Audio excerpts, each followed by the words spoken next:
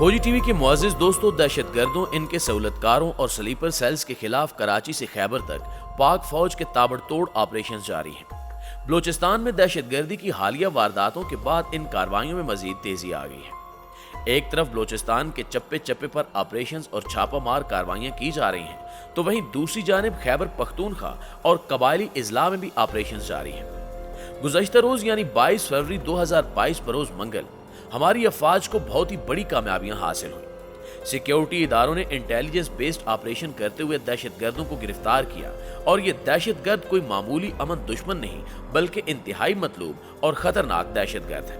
پشاور سے کارروائی کے دوران ثانیہ APS، جی ہاں، 2014 میں اسکول کے معصوم اور پھول سے بچوں کو خون میں نہلانے والا دہشت گرد گرفتار کیا گیا ہے، جبکہ بلوچستان سے زیارت ریزیڈنسی پر حملے میں ملوث امن دشمنوں کو گردن سے دبوچ لیا گیا ہے۔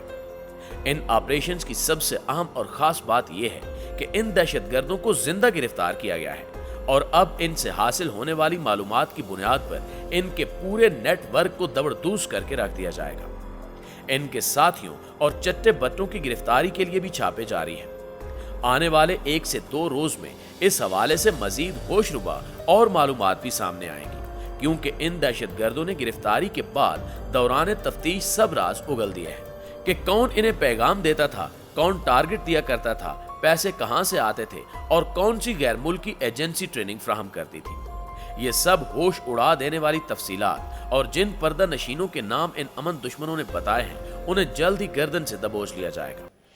ISI کے مارخوروں کی جانب سے فراہم کی جانے والی خفیہ اطلاع کی بنا پر CTD نے پشاور میں چھاپے مارے اور خطرناک دہشت گرد جان ولی کو گرفتار کر لیا۔ دہشت گرد جان ولی عرف شینا آرمی پبلک سکول پر 2014 میں کیے جانے والے حملے میں ملوث تھا۔ دہشت گرد جان ولی کی کافی عرصے سے تلاش تھی اور اس کی گرفتاری کے لیے ٹیمیں بھی تشکیل دی گئی تھی، لیکن یہ ہر بار سیکیورٹی فورسز کو چکمہ دے کر فرار ہو جاتا تھا۔ لیکن اس بار اتنی پکی معلومات تھی اور کاروائی بھی اس قدر خفیہ رکھی گئی کہ اطراف میں موجود اس دہشت گرد کے کارندوں کو کانوں کان خبر نہ ہو سکی، اور فورسز نے اسے دبوچ لیا۔ ترجمان CTD کی جانب سے جاری کیے جانے والے بیان میں کہا گیا ہے کہ اس امن دشمن کی گرفتاری کے لیے انٹیلیجنس معلومات کی بنیاد پر ٹیم تشکیل دی گئی، جس میں تورخم اڈے کے قریب کارخانوں مارکیٹ میں چھاپہ مار کاروائی کے دوران اسے گرفتار کیا گیا۔ گرفتار دہشت گرد کو تفتیش کے لیے نامعلوم مقام پر منتقل کر دیا گیا ہے۔ 2014 میں آرمی پبلک سکول پشاور پر دہشت گردوں کے حملے میں تقریباً 151 طلباء اور سٹاف ممبران شہید جبکہ 147 زخمی ہوئے تھے۔ حملے میں 7 خودکش بمباروں نے جائے وقوع پر خود کو دھماکے سے اڑا لیا تھا۔ یہی وہ حملہ تھا جس نے پوری قوم کو ہلا کر رکھ دیا تھا۔ اس دل خراش، المناک اور اندوناک سانے کے بعد ملکی سیاسی اور عسکری قیادت سر جوڑ کر بیٹھی۔ نیشنل ایکشن پلان بنایا گیا اور ان امن دشمنوں کے خلاف آپریشن ضرب عضب شروع کیا گیا۔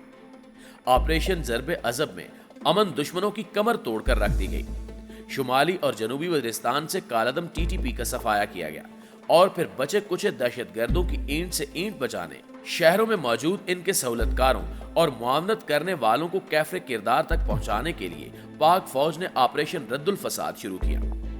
اب جب آپریشن رد الفساد کا ذکر ہوا ہے تو آپ کو بتاتے چلیں کہ آج آپریشن رد الفساد کو بھی 5 سال پورے ہو چکے ہیں۔ آگے بڑھنے سے پہلے کچھ بات اس آپریشن کے بارے میں کرتے ہیں۔ ناظرین گرامی، رد الفساد کے تحت ملک کے طول و عرض میں دہشت گردوں اور سہولت کاروں کے خلاف کامیاب آپریشنز کیے گئے۔ قوم نے سیکیورٹی فورسز کے ساتھ مل کر پاکستان کی تصویر میں امن کے رنگ بھر دیے۔ ضم شدہ قبائلی علاقوں سے گوادر تک ترقی کے نئے دور کا آغاز ہو گیا۔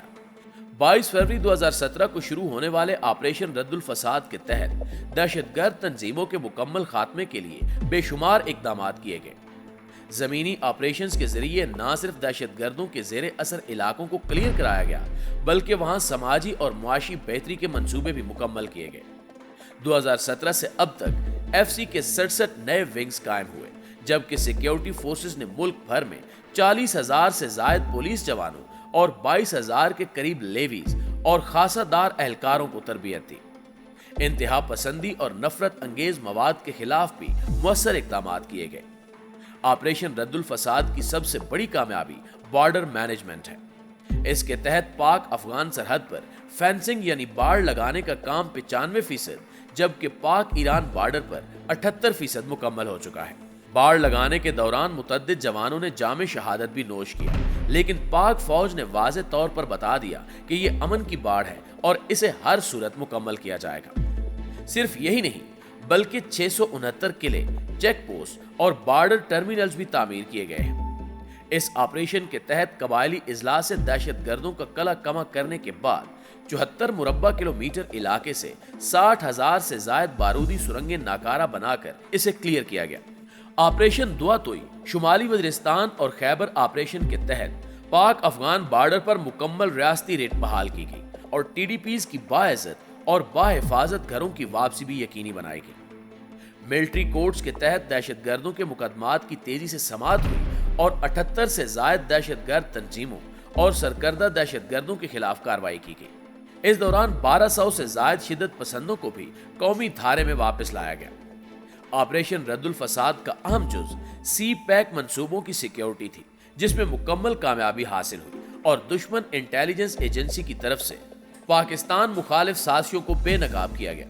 رد الفساد سے روشنیوں کے شہر سے اندھیرے دور کرنے کی کافی حد تک کوشش کی گئی۔ وہ شہر قائد جہاں روزانہ 30 سے 40 لاشیں گرتی تھی، وہاں قتل و غارت کا خونی کھیل کافی حد تک بند ہو گیا۔ جرائم کی عالمی درجہ بندی میں کراچی چھٹے سے 124ویں نمبر پر آ گیا۔ سیکیورٹی اداروں نے چھٹی مردم شماری کے ساتھ بلوچستان اور خیبر پختونخوا میں پولیو مہم کے لیے بھی ہر ممکن سیکیورٹی فراہم کی۔ پاک فوج نے ملک میں بین الاقوامی کھیلوں کی بحالی کے ساتھ ساتھ PSL کا انعقاد بھی یقینی بنایا، جس میں غیر ملکی کھلاڑیوں نے فول پروف سیکیورٹی کو سراہا۔ سیکیورٹی فورسز نے شمالی علاقہ جات کے ساتھ ملک میں مذہبی سیاحت کے فروغ میں بھی نمایاں کردار ادا کیا۔ 5 سال قبل جب آپریشن رد الفساد کا آغاز ہوا تھا تو army chief general Qamar Javed Bajwa نے کہا تھا کہ ہر پاکستانی آپریشن رد الفساد کا سپاہی ہے۔ قوم نے سپہ سالار کی کال پر لبیک کہا اور سیکیورٹی فورسز کے شانہ بشانہ کھڑے ہو کر پاکستان کی تصویر میں امن کے رنگ بھر دیے۔ ناظرین گرامی، یہ تو تھا آپریشن رد الفساد۔ اب ہم آتے ہیں CTD کی جانب سے کی جانے والی دوسری کارروائی کی طرف، جو بلوچستان کے علاقے ہرنائی میں کی گئی۔ یہاں بھی محکمہ اسداد دہشت گردی کو بڑی کامیابی حاصل ہوئی ہے۔ CTD نے بانی پاکستان قائد اعظم محمد علی جناح کی رہائش گاہ زیارت ریزیڈنسی پر حملے میں ملوث دہشت گرد سمیت 3 ملزمان کو گرفتار کر لیا۔ CTD کے مطابق دہشت گردوں کے قبضے سے اسلحہ اور گولہ بارود برآمد کیا گیا۔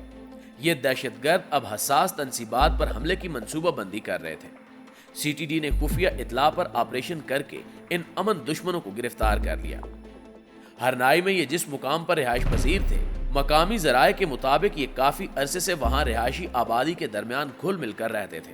CTD نے خفیہ اطلاع پر چھاپا مار کر انہیں پکڑا تو دوران تفتیش ایک امن دشمن نے اعتراف کیا کہ وہ 2013 میں زیارت ریزیڈنسی پر کیے جانے والے حملے میں بھی ملوث تھا اور اس کے بعد سے مسلسل دہشت گردوں کی جانب سے صوبے کا امن تباہ کرنے کے لیے کی جانے والی وارداتوں میں بھی ملوث ہے۔ 15 جون 2013 کو دہشت گردوں نے قائد اعظم ریزیڈنسی پر حملہ کیا تھا۔ اس حملے میں سیکیورٹی پر مامور 4 گارڈ جان سے ہاتھ دھو بیٹھے تھے اور ریزیڈنسی کی عمارت کو بھی امن دشمنوں نے جلا ڈالا تھا، جس کے بعد اگست 2014 میں اس کی دوبارہ تعمیر کا کام مکمل ہوا۔ جون 2015 میں کوئٹہ میں انسداد دہشت گردی عدالت نے زیارت ریزیڈنسی حملہ کیس میں بلوچ علیحدگی پسند رہنما نواب زادہ ہری بیار مری سمیت 33 ملزمان پر فرد جرم عائد کی تھی۔ نواب ہری بیار مری خود تو لندن میں خود ساختہ جلا وطنی کاٹ رہا ہے اور یہاں معصوم بلوچ نوجوانوں کو ورغلا کر انہیں نام نہاد حقوق کی جنگ میں جھونک دیتا ہے۔ بلوچستان کے پڑھے لکھے نوجوانوں کو بھی سوچنا چاہیے کہ وہ اپنی زندگی بجائے ایسے نوٹنکی لیڈروں کے لیے ضائع کریں، کچھ تعمیری کاموں کی جانب توجہ دیں، کیونکہ یہ نام نہاد قوم پرست یا علیحدگی پسند لیڈر اور ان کی اولادیں خود تو بیرون ملک عیاشی کی زندگی گزار رہی ہیں، جبکہ عام بلوچ نوجوان کو اپنے مقاصد کی تکمیل کے لیے بطور ایندھن استعمال کیا جا رہا ہے۔ لیکن بہت جلد وہ وقت آنے والا ہے جب نہ صرف ملک میں موجود دہشت گرد بلکہ باہر بیٹھے ان کے آقا اور سہولت کاروں کو بھی کیفر کردار تک پہنچا دیا جائے گا، انشاءاللہ تعالی۔